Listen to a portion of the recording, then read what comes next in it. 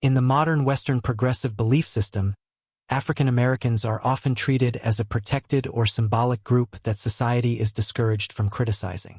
There is a strong emphasis on redistributing resources toward them, and much of contemporary culture is shaped around supporting what are believed to be their interests. When outcomes are negative, the standards used to measure those outcomes are often questioned or removed altogether. As a result, broader social structures are sometimes reshaped based on what political groups claim African Americans want. What has become clear to me, however, is that very little of this attention is actually centered on real Black communities. Prominent Black thinkers of the past century, such as James Baldwin and Ralph Ellison, highlighted that one of the central experiences in Black American history has been dehumanization. That same pattern appears today. When political groups and broader society discuss African Americans, they often fail to see them as individual people. Instead, they tend to project ideas onto them that serve political goals or reduce personal guilt. I grew up in Philadelphia, a city with a large Black population, surrounded by a mostly white state outside its major cities. I often tell friends from farther north, where progressive views are more common, that they do not fully understand Black culture. This is because the character of a community often changes when Black residents make up more than a quarter of the population. This is why the Black communities in cities like Boston and Philadelphia differ so much, as do those in Minneapolis and St. Louis, or Seattle and Los Angeles. This means that many people with strong opinions about Black America have limited real connection to or understanding of it. This concerns me, because I have long argued that one of modern society's greatest problems is dehumanization. In many ways, Black America has been one of the earliest and clearest examples of this process. Some of the social issues that now affect the wider population first appeared in Black communities, something researchers have recognized for many years. This project is my attempt to outline the cultural history of Black America, from Jamestown to the present day. I aim to explain how it developed into its current form and what that evolution suggests about society today. I understand that discussing race is considered sensitive, especially when white individuals speak on the topic. However, that concern is often exaggerated and used strategically, even by those who claim to oppose it. Our culture now seems to be forming a kind of intellectual division in which only people with specific inherited traits are considered qualified to comment on certain subjects. This resembles a form of rigid categorization that contradicts both logic and long-established Western values. Historically, racial classifications have been viewed as harmful, a belief that society, even political activists, once strongly supported. The political left has long claimed that its system is built to oppose racial caste structures. I reject participation in what I view as a harmful and irrational framework. As viewers of my previous videos may already know, I believe the world is far too complex, and misinformation far too common, for me to hide my perspective behind layers of avoidance and vague language. Instead, I will state what I believe to be the core reality of the situation as clearly as possible. As this video will show, the people most impacted by the confusion and distortion surrounding Black America are often Black Americans themselves. Music Part 1. Slavery. Black and white Southerners are deeply connected through history. They developed alongside each other in the same region, and one cannot be fully understood without the other. A small number of African slaves were present at the first English settlement in America at Jamestown. It is also worth noting that Southerners can, in some ways, be seen as culturally and genetically distinct from Northerners, with differences that can be compared to those between separate European populations. Until the era of the World Wars, Northern states remained nearly entirely white, with very few exceptions, while Black people made up roughly one-third of the population in the South. For most of American history, African Americans were heavily concentrated in the Southern states, and especially in the Deep South. Even today, a majority of Black Americans live in the former Confederate states, although significant migration has taken place across the country. Much of that movement centered on the industrial regions of the Rust Belt, where many inner cities became majority Black, surrounded by predominantly white suburbs and rural areas. There has also been substantial migration to California, particularly to Los Angeles. While Black Americans now exist in almost every part of the country, Scholars and writers have long observed that the social and cultural environment for Black communities in the South is very different from elsewhere. In the South, Black communities developed as a largely rural and deeply rooted part of the region's land and culture, supported by extended family networks dating back generations. Although the South has a long and often harsh history of discrimination, these communities established strong roots there in a way that has not occurred as consistently in other regions. Based on both statistical evidence and personal accounts, the South today cannot clearly be identified as more racially biased than other parts of the country. This geographic concentration helps explain why many centers of Black culture, such as Houston, Memphis, Miami, and Atlanta, are located in former Confederate states. One of the more extreme outcomes of modern political correctness, which is closely linked to the way legal discrimination cases are handled in the United States, is the demand that every high-status industry reflect national racial percentages in its leadership and institutions. First, this often functions as a political system through which influence and power are distributed to select groups. Second, these efforts rarely seek true balance, and instead tend to focus heavily on reducing the presence of white men in various professional and social environments. In some industries, representation now goes well beyond the roughly 12 to 13% of the national population that Black Americans make up, with reports suggesting that around 40% of major Hollywood roles are currently filled by Black actors. The deeper issue, however, is that the United States is highly diverse by region. Large portions of the country have very small Black populations, so expecting every area to match a national percentage does not reflect local demographics. Black Americans make up roughly 12% of the population overall, yet many people significantly overestimate that number. As a point of comparison, there are more Americans with ancestry traced to British Northern Ireland than there are Black Americans, and for every Black individual in the country, there are approximately 5 or 6 white individuals. Outside of the South, Black populations have historically been concentrated in urban areas and, in many cases, have not fully integrated into the surrounding regional culture, a pattern that resembles other minority communities in various parts of the world. Pennsylvania, for example, has often functioned as a largely separated society, with Black and white populations living in different neighborhoods and social spaces. In the South, however, there has traditionally been a stronger awareness of the long-standing and interconnected relationship between Black and white populations, a relationship built over centuries, but also deeply shaped by racial inequality and discrimination. Interestingly, both Martin Luther King Jr. and Malcolm X argued that the challenges faced by Black Americans were, in some ways, more severe in northern cities than in the South. This helps explain why, in recent decades, there has been a noticeable migration of Black Americans back to southern states. One reason for the original strong concentration of Black populations in the South is related to climate. Much of the American South lies at latitudes similar to parts of Africa. Since moving to Texas, I have often been struck by how far South European-descended populations have settled on the globe, and how mild winters are in comparison to what many might expect. Additionally, the southern regions of the United States were once heavily affected by tropical diseases. Many people from sub-Saharan Africa carried greater immunity to these illnesses, as several of the diseases had originated in Africa and were brought to the Americas during the era of the transatlantic slave trade. As a result, these diseases spread throughout the warmer parts of the New World. Europeans, who had little resistance to them, suffered extremely high mortality rates. This led to the increased importation of enslaved Africans, as even local Native American populations struggled to survive in these newly hostile environments. The son of one of my favorite historians, himself also a historian whom I will refer to as McNeil the Younger, explored this topic in his book Mosquito Empires. In it, he describes the impact of African-born diseases across a region he calls the Greater Caribbean, an area with a hot and humid climate stretching from the Chesapeake region in North America down to Rio de Janeiro in Brazil. This area became especially dangerous for Europeans who lacked immunity to these illnesses.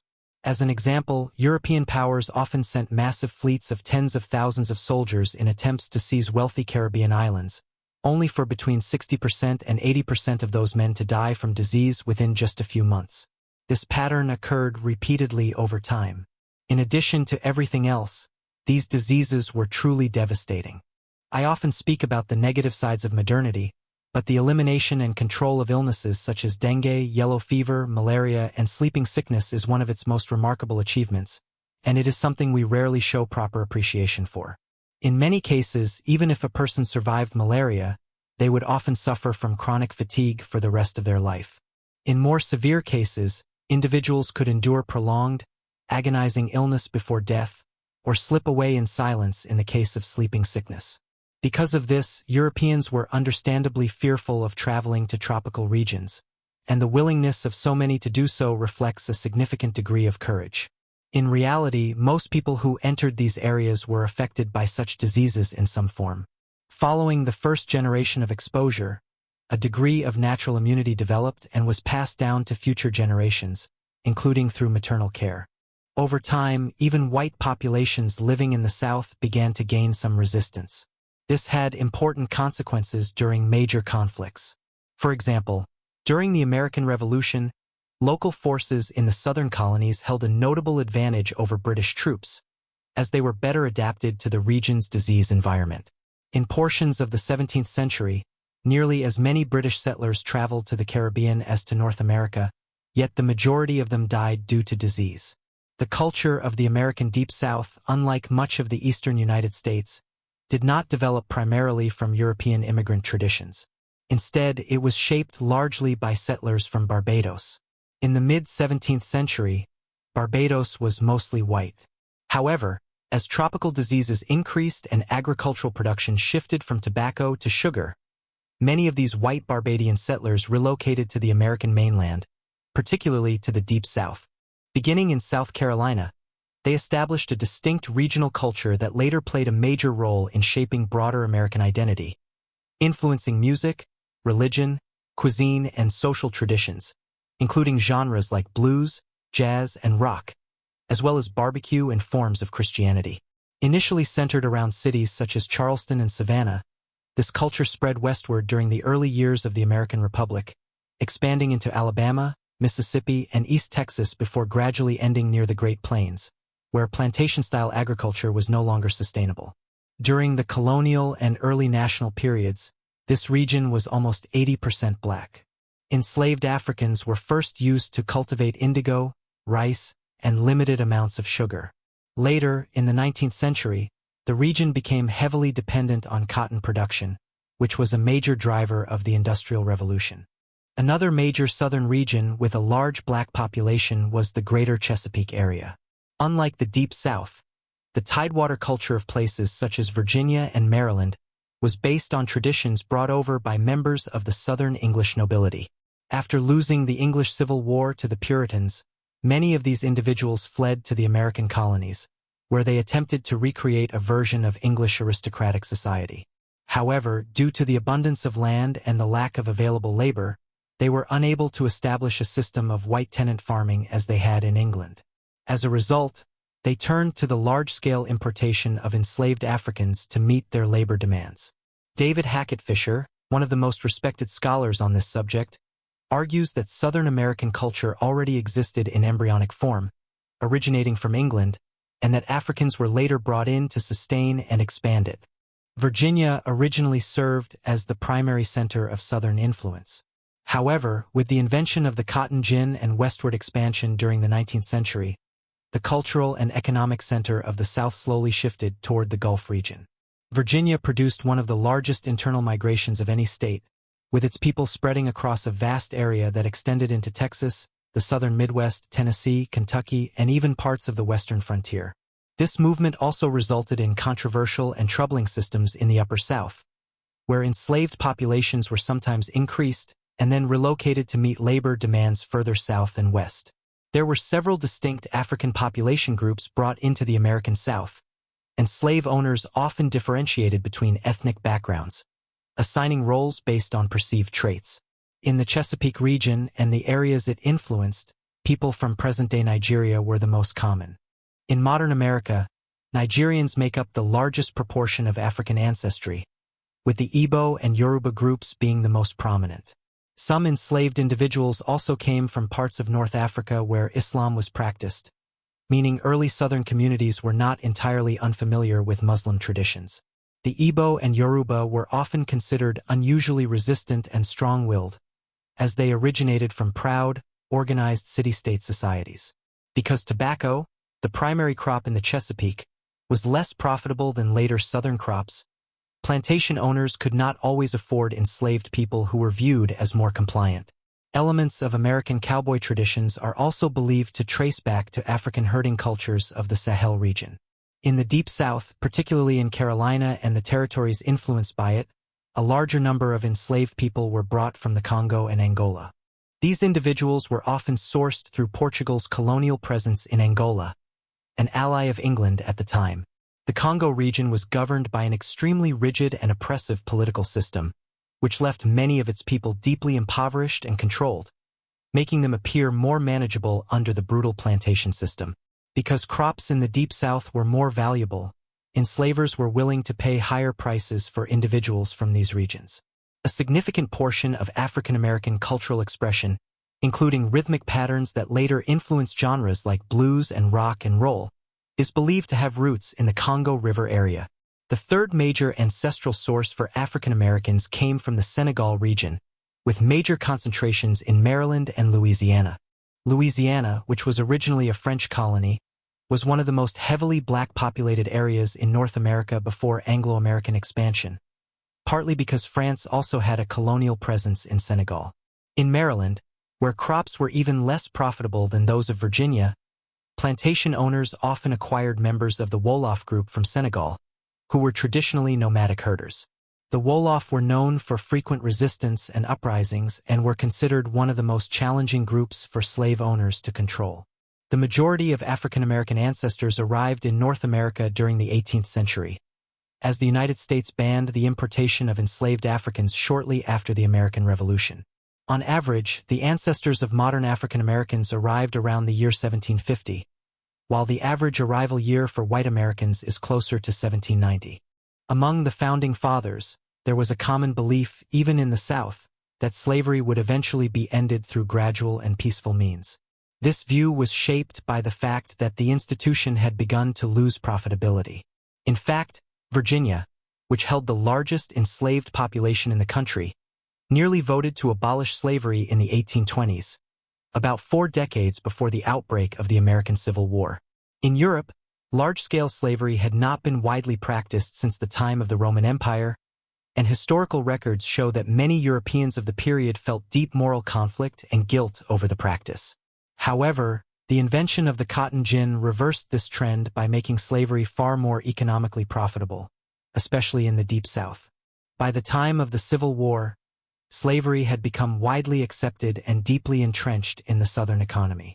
This chart shows the genetic background of African Americans. The vast majority fall into what can be described as part of the larger Bantu genetic grouping. It is important to remember that Africa contains more genetic diversity than the rest of the world combined. In the early 20th century, the United States once sent an African American diplomat to Ethiopia, which was taken as an insult by the Ethiopian government, as they saw themselves as belonging to a distinct and separate ethnic and historical group. Historically, they had even enslaved neighboring African populations. African Americans also possess slightly higher levels of Native American ancestry than white Americans, though the percentage remains small due to the limited size of the Native American slave trade. Modern interpretations of slavery are often shaped by strong narratives, many of which oversimplify or misrepresent the reality of the period. Because of this, many commonly held assumptions deserve closer examination. One widespread misconception is that there was extensive and accepted cultural and marital integration between white and black communities during slavery. Historical research based on primary sources suggests that while enslaved individuals and slave owners often lived in very close physical proximity, with enslaved people trusted to cook, clean, care for children, and manage daily household tasks, American society largely maintained a rigid caste system.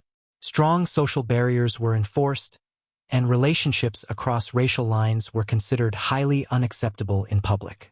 Southern society was especially preoccupied with the idea of white women forming relationships with black men, a fear that influenced cultural works such as The Birth of a Nation, released around the time of World War I. Yet despite public taboos, Genetic studies show that nearly 1/4 of the African American gene pool contains European ancestry. Although rarely discussed openly, it was common for some slave owners to engage in secret relationships with enslaved women, including well-known figures such as Thomas Jefferson. This pattern was even more noticeable among the ancestors of today's African American elite. Thomas Sowell conducted research on prominent Black American leaders and found that many were either descendants of more recent immigrants from the Caribbean or Africa, or came from families that included mixed-race, free individuals who had lived before the Civil War. Approximately 10% of Black Americans at that time belonged to this free, mixed-heritage group. For instance, Barack Obama's father was a Luo from Kenya, meaning he is not descended from American slavery in the same way as most African Americans. As of the 1990s, when Thomas Sowell was writing, he observed that outside of entertainment and professional sports, almost no African American leaders had ancestry that was made up primarily of people who had been enslaved in the United States before the Civil War. A notable book on this subject, The World They Made Together, written by an Israeli historian, examines the complex relationships between white and Black populations during the period of slavery. The work is deeply humanizing, as it describes both the extreme cruelty that enslaved people endured and, at the same time, the significant cultural exchange and personal closeness that often existed between enslavers and the enslaved. The book presents historically uncomfortable details, including the reality that some enslaved women attempted to gain limited social or material security by forming relationships with their enslavers, as this was one of the very few ways any form of mobility could be achieved. The author also explains how many aspects of Southern white American culture, including food, architecture, farming practices, and even religious expression, were strongly shaped by African influences, a fact that many white Southerners refused to publicly acknowledge until relatively recently. Another topic that is often raised, but has no credible historical evidence to support it, is the claim that Jewish communities played a major role in the Atlantic slave trade. In reality, Western Europe and its colonies had very small Jewish populations during the early modern period, largely due to their earlier expulsion and confinement to Eastern European regions. While a small number of Jewish individuals were involved in various commercial activities, including trade, they did not make up a significant or dominating share of the slave trade by any measurable standard. The idea that they were a primary force in the slave trade originated from fringe political and ideological movements and is not supported by established historical research. If any European power is most associated with large-scale participation in the Atlantic slave trade, it is Portugal, which was heavily involved in transporting enslaved people from Africa to the Americas.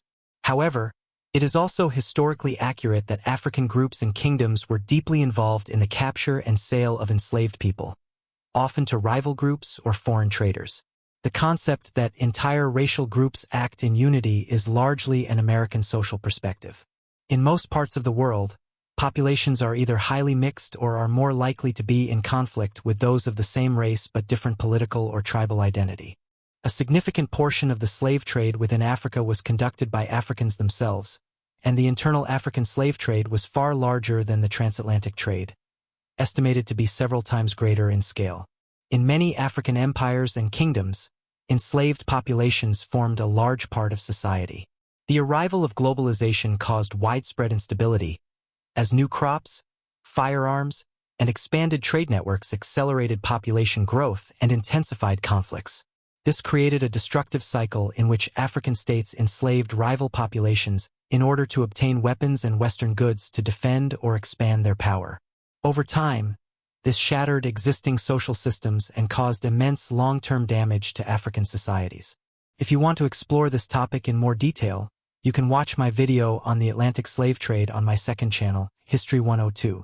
Due to the danger of tropical diseases, Europeans generally did not venture far inland. Instead, they constructed forts and trading posts along the coast. African groups would bring and sell captured rivals to these coastal locations, where European traders would then transport them to the Americas. At the beginning, Europeans did not enslave Africans primarily because of racial ideology, although over time racist beliefs developed as a way to justify the system. Africa was targeted for several reasons. First, many Africans already had natural resistance to tropical diseases present in the New World. Second, Much of the continent lacked large centralized states capable of defending populations from large-scale capture and sale. It is also important to remember that slavery and colonialism were not exclusively European practices, but global ones. Large slave systems also existed in the Muslim world, continuing into the modern era. These slave networks caused immense human suffering and exceeded the transatlantic trade in total numbers.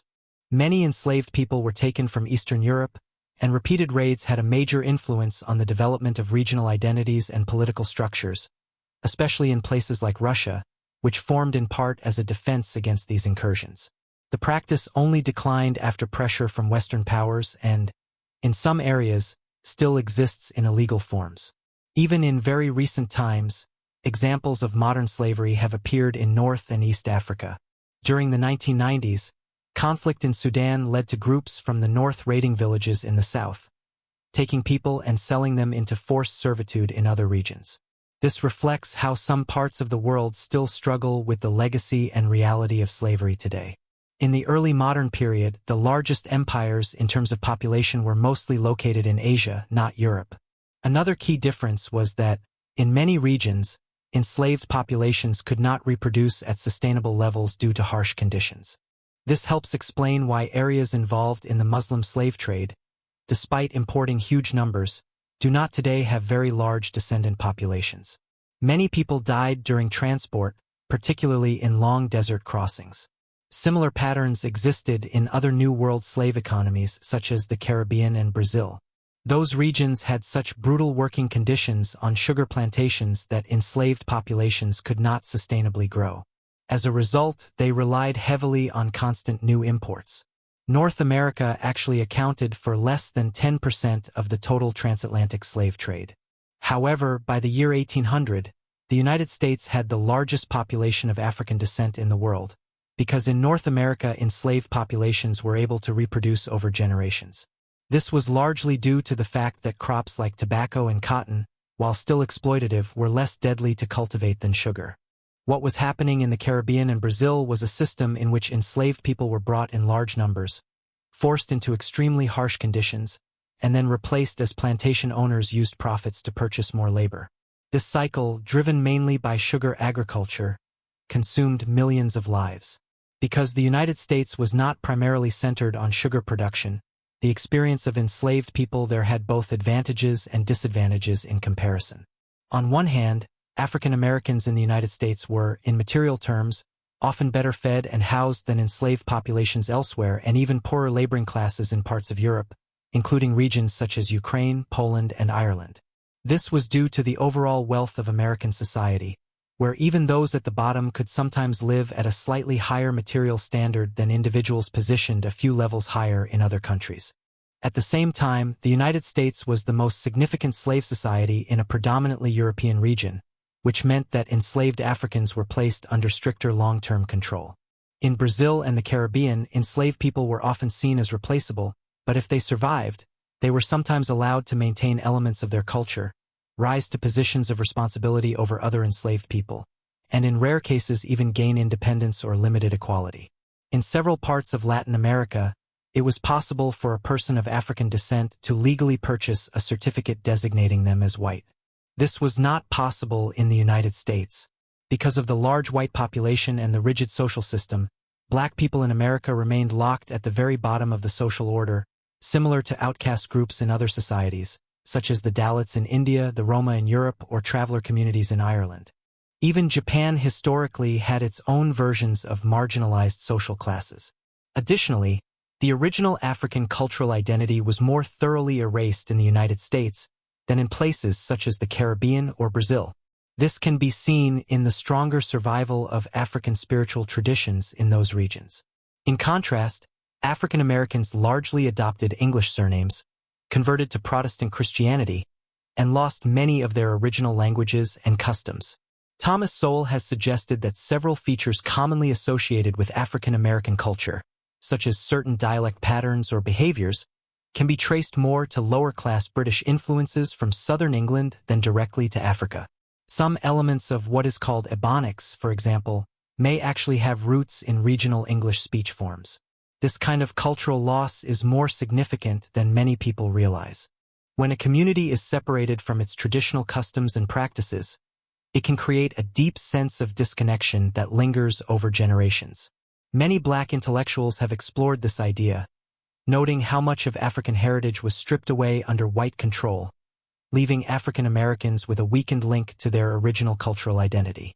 Even though slavery in Latin regions was often more physically severe, it was also less structured, which paradoxically allowed more African traditions to survive. In contrast, the highly organized, profit-driven systems of Anglo-American slavery maintained much tighter control over cultural expression, limiting the survival of those original identities to a far greater degree. This is partly why Black Americans experienced many of the negative cultural consequences of modernity earlier than other groups who encountered them later, which we will explore further in this video. Additionally, although enslaved Black people sometimes had higher material living standards than many European peasants of the same era, I would not argue that they lived better lives. Freedom and self-respect are values that stand on their own. A person willing to sacrifice his life for freedom places it above all else.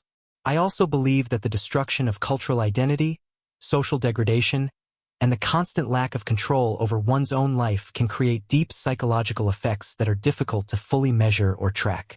To give a much milder modern example, we can look at the way overly protective or helicopter parenting has negatively affected Gen Z. As I continued studying this topic, I noticed that there are several sensitive and often unspoken points that authors repeatedly encounter but struggle to discuss appropriately. For instance, it is interesting that David Hackett Fisher became well known for his influential book Albion Seed, which examined how different British groups settled in America and helped shape distinct regional subcultures that continue to influence American society today. In the 1980s, when he released that work, he mentioned that his next book would focus on the cultural impact of African slavery in America. However, it took him nearly 40 years to publish African Founders. I found this somewhat disappointing, since he is now nearly 100 years old and will likely never complete the full series on American cultural history that I had hoped to read. I was especially curious about potential books covering the cultural influence of Catholic migration in the Northeast, the settlement of the American West, and the development of the American Empire. American cultural history is a strong personal interest of mine, so such a series would have been extremely valuable.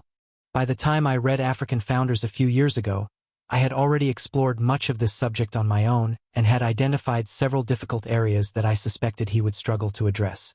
I was interested to see how he would handle them, and in my view, he approached the subject carefully and with sensitivity. The main challenge writers face in this area, aside from the existing political sensitivity, is the fact that some antisocial behaviors observed in certain communities have cultural parallels in parts of Africa. This observation may seem obvious to anyone familiar with anthropology or human behavior, yet in modern Western culture, it is often considered taboo to acknowledge. For example, in the United States, crime and homicide rates are often discussed in relation to demographic groups. Some comparisons note similarities between crime levels among white Americans and those in European countries, Asian Americans and their regions of origin, and people of African descent in relation to Africa. These observations are what gave rise to an internet meme suggesting that 13% of the population commits most of the offenses, which is a reference to American crime statistics. The key point to remember is that cultural change must develop naturally and grow out of its own environment. People and societies learn through lived experience and, at times, through mistakes. In addition, while genetic differences are known to exist, they have become largely taboo to study in modern science, which makes it difficult to draw clear or responsible conclusions about their true extent. The sociological differences in development between Africa and Europe were significant enough that they could not be resolved or equalized overnight. Furthermore, most African Americans were not taken from the more advanced and urbanized regions of the Sahel, but rather from coastal tribal areas. We can see similar patterns in the tragic condition of modern South Africa or in the challenges that arise when civilizations at vastly different stages of development are forced to operate under the same expectations, despite requiring very different approaches for their well-being. With the exception of some areas in the Sahel, much of sub-Saharan Africa had not experienced a commercial revolution, an axial age, the rise of continent-sized empires, or the cyclical growth and collapse of civilizations. While this observation may seem obvious, it is often considered uncomfortable to discuss. However, it remains true that different cultures at different stages of development require different systems, support, and time to adapt. It is often more accurate to view sub-Saharan Africa as belonging, in historical terms, to the New World or to other tribal cultures such as those in Australia or the Americas, which were drawn into the global system during the European age of exploration. This stands in contrast to Eurasia, which had developed deeply rooted civilizations connected through thousands of years of interaction and exchange. This difference helps explain why immigrants from regions such as India, the Middle East, or China often find it easier to adapt to modern capitalist societies than Native Americans or many Africans. It is certainly unjust that these cultures were forced into a global system for which they were not fully prepared. At the same time, history has never claimed to be fair. These societies now face the difficult challenge of catching up to thousands of years of development that Eurasia experienced, and they did not. Still, it is important to acknowledge that many Africans today are making strong and determined efforts to modernize and advance.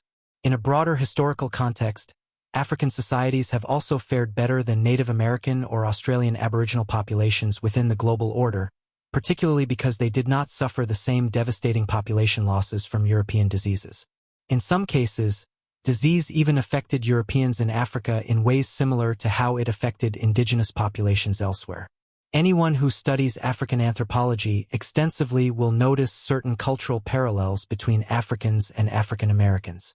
This is a point where the Thomas Sowell school of thought differs, as it suggests that African Americans are essentially an extension of English culture. While I respect Sowell's work greatly, this interpretation does not fully reflect reality. When comparing the behavior of certain African leaders, such as chieftains or dictators, with aspects of modern rap culture, one can notice underlying similarities connected to power, status, and struggle. This also relates to the broader challenge African Americans have faced when adapting to a highly advanced, delayed gratification, capitalist, and education-focused society. For perspective, if it took Irish and Italian immigrants nearly a century to truly integrate into Anglo-American society, it is understandable that Africans and their descendants would face significant obstacles as well. There was a crucial transitional period in African American history that occurred after emancipation, but before the rise of their later status within the modern liberal welfare system. During this time, I argue that Black America had an opportunity to make different choices than the ones that ultimately unfolded. It was a moment of deep reflection within Black culture, but one that was not fully acted upon in the long term. The end of slavery itself was not an organic change within the South, but rather an outcome imposed by the North following a brutal war that resulted in the deaths of more than 1 million people. The Civil War was centered on slavery, as I have explained in this text. This can be viewed either as a moral effort by the North to free enslaved people, or more cynically, as a strategic move to dismantle the South's primary economic and cultural foundation. Roughly 1/3 of Southern white households owned slaves, and slavery was the central pillar of Southern economic and social life. Prior to the war, the institution of slavery was widely supported throughout the South. The abolition of slavery plunged the region into nearly a century of poverty, stagnation, and internal struggle, a period that only truly began to end after the dismantling of Jim Crow laws in the 1960s. Following this, the American South underwent one of the fastest periods of economic and population growth in modern history. It is important to recognize that slavery has been practiced by nearly every civilization throughout history. In fact, societies that did not engage in slavery were much rarer, though they often proved to be more successful and stable in the long run. What makes the Western world historically distinct is not that it participated in slavery, but that it underwent a moral revolution, one that led to the abolition of slavery not only within its own borders but across the world. A similar pattern can be seen in colonialism. While many societies practiced it, it was Western nations that eventually dismantled their own empires, often granting independence to former colonies and then investing heavily in their development. In the case of Africa, this included large-scale financial aid, equivalent to dozens of Marshall Plans, intended to support growth and modernization. From this perspective, the level of generosity extended by the West has been extraordinary, though critics on the far left view it as insufficient, since their ultimate goal, in this author's view, is the dismantling of Western civilization itself. Many Black primary sources from the post-slavery era describe the period immediately following emancipation as more chaotic and uncertain than slavery itself, even though they were deeply thankful for their freedom, an outcome I, of course, fully support. This instability was largely the result of widespread social collapse in the South. During Reconstruction, the North worked actively with newly freed Black populations. In the decade after the Civil War, many Southern political offices were held by Black elected officials, supported by the Republican Party, which at that time represented Northern interests and the rights of freed slaves. This was before the political realignment of the 1960s, when Republicans became associated with Southern white voters and Democrats with urban and minority populations. In the short term, Black farmers experienced a degree of economic success. At one point, roughly a third of Mississippi and large portions of surrounding areas were owned by Black smallholder farmers. During this period, a Black middle class began to form, supported by its own parallel economic systems and institutions. Much of this progress, however, was weakened toward the end of the Jim Crow era, when members of the Black upper and middle classes gained new social mobility by integrating into white society. In the process, many left behind poorer Black communities in urban areas, which were increasingly without strong leadership or visible role models. In certain regions, Northern authorities experimented with redistributing former plantations to Black farmers. While the historical record is often mixed due to political bias and conflicting accounts, the available evidence suggests that, in some cases, these efforts were relatively successful. However, a significant challenge soon emerged. The United States, as a nation with a traditionally limited federal government, was unwilling to maintain a prolonged military occupation over such a vast area. Governing the South indefinitely, an area comparable in size to Western Europe, was not seen as a realistic or sustainable plan. As a result, the North restored self-governance to the Southern states after roughly a decade. In many ways, this was a necessary step to prevent permanent national division and hostility between North and South. However, the reestablishment of Southern self-rule also allowed older social structures to reassert themselves. White supremacy, which had been embedded in the pre-war social order, returned in new legal and economic forms. The plantation-based economy did not disappear entirely. Instead, it evolved into a system in which both Black individuals and poorer white populations worked as sharecroppers. These workers were often trapped in ongoing debt, making it extremely difficult to escape poverty. At the same time, Southern states implemented a set of laws commonly known as Jim Crow or segregation laws, which remained in effect for nearly a century until they were dismantled in the 1960s. Under Jim Crow, African Americans faced immense obstacles to exercising basic constitutional rights, including voting. The legal doctrine of separate but equal created two parallel societies, though in reality, conditions for Black citizens were far worse. They were legally restricted from accessing the same public spaces as white citizens, including restaurants, churches, public transportation seating, and water facilities.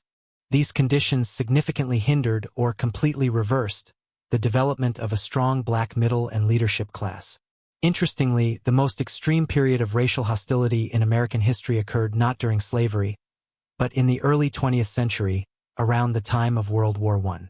This was influenced by the rise of pseudoscientific racial theories and increasing economic pressure caused by declining average wages. During this time, the Ku Klux Klan, a violently racist secret organization, grew in popularity and gained notable influence across the South, both socially and politically. Acts of mob violence and illegal executions became disturbingly common, often targeting Black individuals, especially those attempting to rise socially or economically.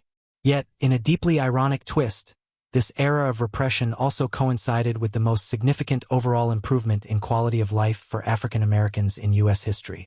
From the conclusion of the Civil War to the end of the Jim Crow system, Black Americans experienced substantial progress in literacy, income, and living standards. In contrast, after the reforms of the 1960s, Black median income levels began to stagnate.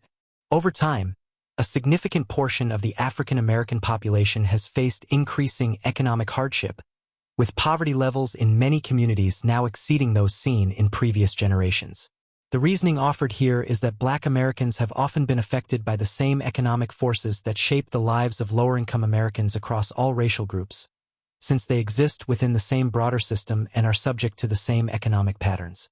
While this may seem counterintuitive at first, this section explains how, over the past few decades, one of the arguments presented by Ralph Ellison in Invisible Man, a highly influential novel in African American literature, is that the main character, like many Black Americans, was used as a symbolic figure by different white power structures, while being largely unseen as a complete individual.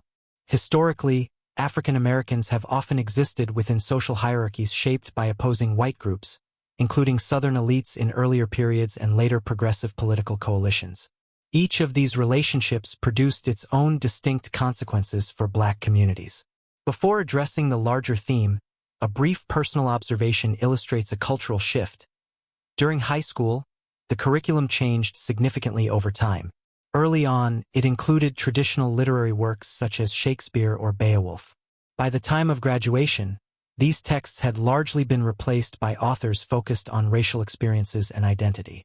As a result, the final years of study included extensive exposure to Black writers examining the contemporary condition of their community in America. Among earlier generations of Black intellectuals, such as figures from the Harlem Renaissance, along with Booker T. Washington, Frederick Douglass, James Baldwin, Martin Luther King Jr., and Malcolm X, there was a strong emphasis on self-determination, leadership, and personal and collective responsibility. Even when their perspectives differed, these thinkers were widely recognized for their depth, clarity, and influence.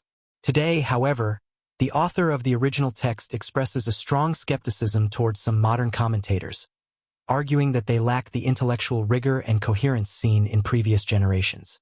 There is also an observed irony in the way contemporary activists often quote early Black leaders as support, even though many of those historical figures promoted values of community responsibility, self-improvement, and independence, rather than reliance on external aid or political patronage. According to this perspective, those earlier leaders would likely be deeply concerned by what they might view as the current direction of modern racial politics. The mid-20th century is described as a major turning point in African American history for several interrelated reasons. As noted earlier, this period saw a large migration out of the rural South into urban and industrial centers in the North. This transition occurred alongside the end of Jim Crow laws, a political realignment toward progressive movements, and a weakening of traditional social structures within many Black communities. The migration of large populations into northern industrial regions also accelerated economic strain, contributing to the eventual decline of manufacturing centers in what would later be known as the Rust Belt. You saw many Rust Belt cities such as Philadelphia, Newark, Cincinnati, Detroit, Chicago, Baltimore, and Cleveland decline from being among the most prosperous places in the world to becoming some of the most economically challenged areas in the United States. In Philadelphia, large portions of the city have been seriously affected by ongoing crime problems. I remember as a teenager preparing to bike through an unsafe neighborhood, and my mother and sister were so worried that they broke down in tears, afraid something might happen to me. Over time, Philadelphia shifted from one of the wealthiest American cities to one of the most crime-affected among the 10 largest in the country. The political left formed a coalition with Black Americans as a key demographic, which, according to critics, became useful in justifying the expansion of government programs, budgets, and institutional control. The argument made by some observers is that many of these interventions did not produce the intended improvements and, in some cases, contributed to long-term social challenges. Thomas Sowell, for example, has argued that the modern welfare system has, in his view, harmed Black family and community structures even more than historical oppression did. It is important to recognize that, in the 1950s, the Black community displayed comparatively strong social indicators.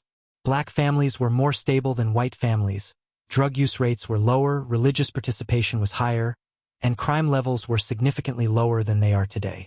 Over the past 60 years, significant changes have taken place that have greatly weakened many of those earlier social structures. Anthropologists have identified a pattern that has occurred across much of the industrialized world, referred to as anomie.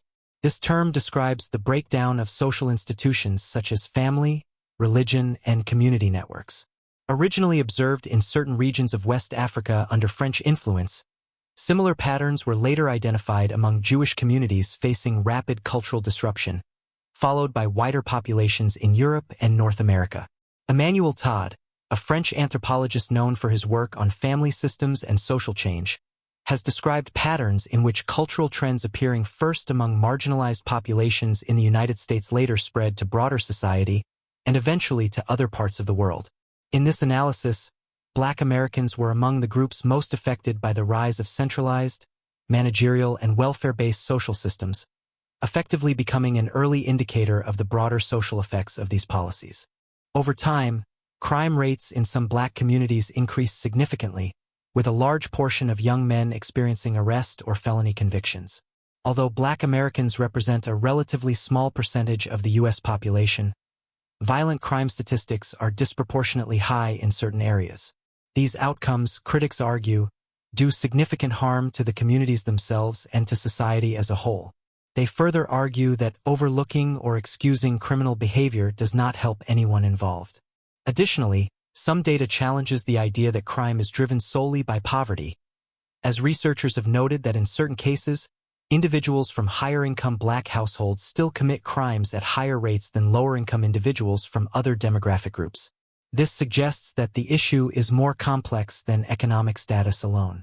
When European Americans experienced severe poverty during the 19th century, the same patterns seen today in some communities did not appear in the same way. In addition, several social indicators in modern Black communities are deeply concerning.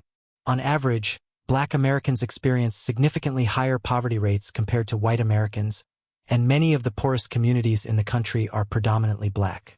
The rate of father absence in Black households is also extremely high, with estimates approaching nearly 80% in some areas. In certain regions, the number of abortions among Black women exceeds the number of live births each year. If abortion had not been legalized in the 1960s, the current Black population in the United States would likely be significantly larger. Many people argue that fatherlessness in Black communities can be traced back to the legacy of slavery, which separated families and stripped Black men of autonomy and authority. While this may be true in an indirect, historical sense, it is also possible that long-term cultural trauma only began to fully manifest after the original system of oppression had ended. Additionally, certain African societies historically organized around extended clans rather than nuclear families, which may have influenced later family structures in the African diaspora. More immediately, however, the decline of the traditional family structure in Black communities closely aligns with the expansion of the modern welfare system. A father traditionally transmits a sense of authority, discipline, and self-control to children, and the absence of this figure has contributed to confusion around healthy expressions of masculinity. This trend is frequently reflected in modern music culture, particularly in some forms of rap, where themes of violence, criminal behavior, hedonism, and the objectification of women are sometimes openly promoted. This type of messaging, when widely accepted, shapes social values and behavior. Rap music has become popular across many racial groups, yet its influence can still produce negative cultural effects by channeling frustration and anger in unproductive or harmful ways, rather than encouraging positive models of masculinity, such as leadership, responsibility, strength, and honor. Throughout history, masculinity has been represented by figures such as warriors, leaders, explorers, and protectors, but these ideals are increasingly absent from modern cultural narratives. Social standards also appear inconsistent. Certain behaviors that would be strongly condemned in some communities are tolerated, excused, or even celebrated in others. Public figures, including entertainers and musicians who have been linked to serious acts of violence, often maintain fame and influence, while individuals expressing controversial opinions in other areas of society can face immediate professional consequences. This inconsistency creates confusion about what moral standards actually exist in modern culture. As a result, society has developed unequal expectations, and in some cases, very low standards are applied to Black communities. Critics argue that this does not reflect empathy but rather neglect. According to this perspective, political and cultural elites often use public displays of support for Black Americans as a form of social or moral signaling, while the long-term negative consequences are felt most directly by the very communities they claim to defend. It is possible to observe that a cultural and social shift has occurred within Black American communities over the last several decades, particularly as reflected in changes in music. Black Americans have been one of the most influential groups in the history of American, and arguably global music and culture, with an impact that far exceeds what their percentage of the population might predict. While certain populations may develop particular strengths in specific areas due to historical and cultural factors, society often becomes uncomfortable when similar observations are made about other groups. During my time in France, I noticed that young people commonly listened to American rap music while wearing street-style clothing inspired by Black American culture. Likewise, in China, I stayed with a family whose son wore a t-shirt featuring an American rapper without actually recognizing who the person was, illustrating how deeply this culture has penetrated globally, even beyond its original context. I have previously mentioned how some pop stars in the West have surrounded themselves with Black artists early in their careers in order to gain cultural credibility, even when their personal backgrounds are very different. Black American culture has now expanded across the world. When examining earlier Black musical traditions, most genres were rooted in church-based music such as gospel and soul. These traditions were connected to a strong Christian foundation and emerged during a period when family and community structures were often more organized and stable. Over time, these sounds evolved into jazz, rock, blues, disco, and R&B. Some critics argue that a noticeable artistic decline occurred with the widespread shift from R&B to rap, noting that earlier music emphasized live instruments, melody, and narrative structure more strongly than much of today's mainstream output. Although it is controversial to say so in modern society, future generations may view contemporary rap music as a symbol of cultural and artistic decline, and may criticize the lack of resistance to this change in our time. Historically, one sign of societal decadence is the celebration of inefficient or self-destructive behavior. Humans often demonstrate status through wasteful displays of wealth, such as extravagant purchases, excessive consumption, or performative lifestyles. A classic anthropological example can be found among certain indigenous groups of the Pacific Northwest, who traditionally burned or destroyed valuable possessions in ceremonies known as potlatches, as a way to demonstrate wealth and social dominance. According to this interpretation, aspects of Black American culture have been widely promoted within a modern ideological framework that tends to elevate underperforming cultural models. A historical parallel can be drawn to the later stages of the Roman Empire, when styles and traditions once considered barbarian became fashionable among the elite as traditional standards declined. From this perspective, the modern welfare system has also played a significant role in destabilizing the social foundations of many Black communities, as these communities were never given the opportunity to develop long-term economic and cultural independence within a society that had previously marginalized them. In contrast, Western societies required thousands of years of struggle, conflict, and institutional development to reach their current level of social organization.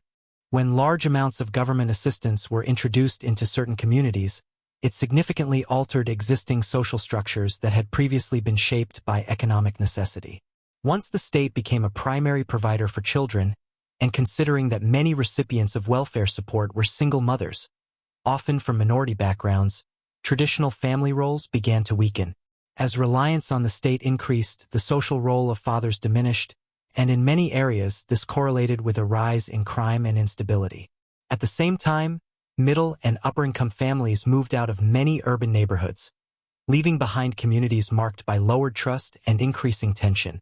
In school environments, some Black students were even criticized or mocked by peers for performing well academically, as success was sometimes labeled as acting white. This type of mindset proved highly damaging and counterproductive. There was also a notable study involving the children of Black American soldiers who married German women and were raised on military bases. These children displayed academic and cognitive outcomes similar to white American children, suggesting that environmental and cultural conditions play a significant role in shaping outcomes, rather than race alone. It is important to recognize that similar patterns of cultural breakdown, often referred to as anomie, have also occurred in white communities, particularly following the economic boom of the post-World War II period. This phenomenon appears to be more closely tied to human nature and shifts in social systems than to any one racial group. Different cultures have developed varying levels of long-term planning and delayed gratification, which can impact how communities respond to sudden changes in wealth or opportunity. For example, certain impoverished white populations in Appalachia have faced social struggles very similar to those seen in urban minority communities, though often to a different degree. Critics argue that political movements claiming to protect marginalized groups frequently empower a small number of elite individuals while avoiding accountability for broader social outcomes. This pattern has been observed in relation to labor unions, women's movements, and even in historical communist systems. In many cases, the rise of powerful political structures led to long-term societal fragility rather than stability. Today, the average Black American faces significant challenges in areas such as income, opportunity, and family stability. In some cases, economic inequality between Black and white Americans has widened compared to previous decades. For a long time, strong political loyalty was maintained because ambitious individuals within the Black community were offered accelerated advancement in exchange for support. These individuals often became influential representatives in universities, corporations, and government institutions. Programs such as diversity, equity, and inclusion aim to increase minority representation in leadership roles. In practice, this has meant that individuals from underrepresented backgrounds who enter professional and corporate pathways are in extremely high demand, allowing them to advance rapidly. However, critics argue that while a small group benefits from these opportunities, poorer members of the same communities often remain trapped in worsening conditions and see little direct improvement in their daily lives. However, within progressive political systems, individuals who voice dissatisfaction are often elevated and rewarded for that stance. In the present day, Black American culture is described by the original writer as being shaped more by political and institutional forces than by purely organic development. Although it developed deep roots in the South, those roots were severely disrupted by the violent history of slavery, displacement, and cultural suppression. Afterwards, Black Americans experienced an abrupt shift in status, moving from legal subjugation to becoming a central symbol in the moral and ideological narrative of modern American society. It is reasonable to recognize how difficult and confusing this history would be to process on an emotional and cultural level. American society as a whole is extremely dynamic, unstable, and fast-changing. Within that environment, Black Americans have been carried along by major social forces while at the same time remaining separated in important ways from the broader national experience. A division that many people, Black and white alike, may sense even if they do not openly express it. According to this perspective, the current progressive political and economic framework is unsustainable. The welfare system is based on population structures and economic conditions that no longer exist, and an aging population makes it increasingly difficult to sustain. As a result, the author believes that this system is heading toward collapse. This has also produced growing frustration among many Americans, who view parts of the population as benefiting from policies that are no longer practical or fair. In this argument, Black Americans are presented as standing at a crossroads. Once progressive leadership loses its influence and ability to maintain control, the question becomes whether Black communities will be able to move beyond dependence and establish greater self-sufficiency. Throughout history, the desire for true independence and self-governance has been a consistent theme. In this interpretation, real freedom is tied to responsibility, accountability, and self-determination. If Black communities are able to strengthen independence and rely more on internal leadership and stability, greater respect and equality may follow. But if they remain tied to a collapsing political structure, they risk being permanently associated with its failure. According to the original viewpoint, this decision remains open, and its outcome will shape the future direction of Black America.